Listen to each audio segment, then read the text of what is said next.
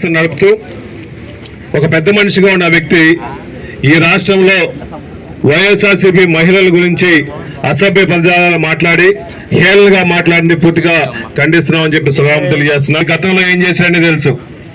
మీరు మీ స్వార్థ రాజకీయాల కోసం మా మహిళలు ఎందుకు లాగుతారు? మా మహిళలు మిమ్మల్ని ఏం చేశారు? మా వైఎస్ఆర్సీపీ మహిళా లోకాన్ని మీరేం చేశారు? మీరెందుకు మమ్మల్ని ఇబ్బంది పెడుతున్నారు?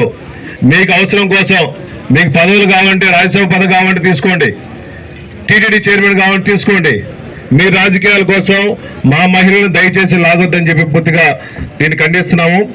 ముఖ్యంగా ఈ రాష్ట్రంలో ఒక పత్రిక నడుపుతున్న వ్యక్తి దీన్ని పూర్తిగా మహిళల స్వార్థం కోసం దీన్ని అసలు జర్నలిజం అంటారా?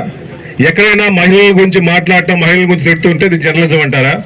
కావాలని చెప్పేసి చంద్రబాబు నాయుడు గారి నోట్ల మాటలు, చంద్రబాబు నాయుడు గారి బ్రెయిన్లో ఏ మాటలు కావాలని చెప్పేసి మీరు దీన్ని మాట్లాడుతున్నారు.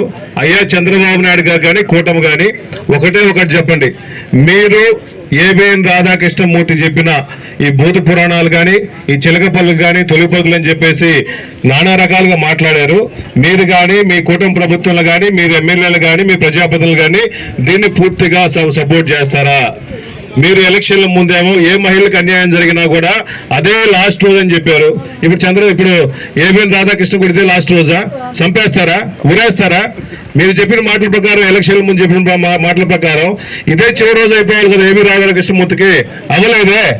మేము సపోర్ట్ చేస్తూ మేము ప్రశాంతంగా ఏబిఎన్ వాళ్ళ ఆఫీసుల ముందు నిరసన చేస్తుంటే 200 మంది 300 మంది పోలీసులను పెట్టేసి వైఎస్ఆర్సీపీ నాయకులను అణచదగాల్సిన అవసరం ఏముంది?